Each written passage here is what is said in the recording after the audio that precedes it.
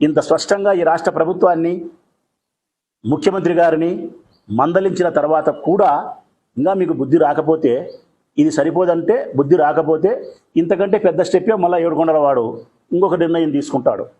ఆ స్వామి చేసే లీలలేవి. సుప్రీంకోర్టులో జడ్జి గారితో కూడా ఆ స్వామి చెప్పిస్తున్నాడు, చంద్రబాబు నాయుడుకు ఎందుకు ఓటేసినామా,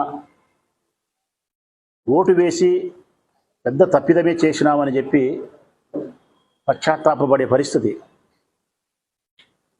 తీవ్రంగా బాధపడే పరిస్థితి ప్రజలకు ఎదురవుతూ ఉంది.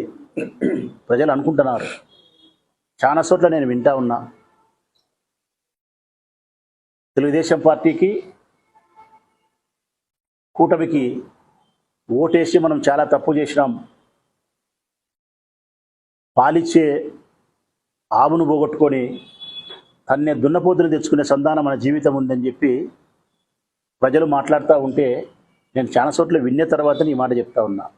ఈ వీడియో కానీ మీకు నచ్చినట్లయితే లైక్, కామెంట్, షేర్ చేయండి. మరిన్ని అప్డేట్స్ కోసం సబ్స్క్రైబ్ చేయండి.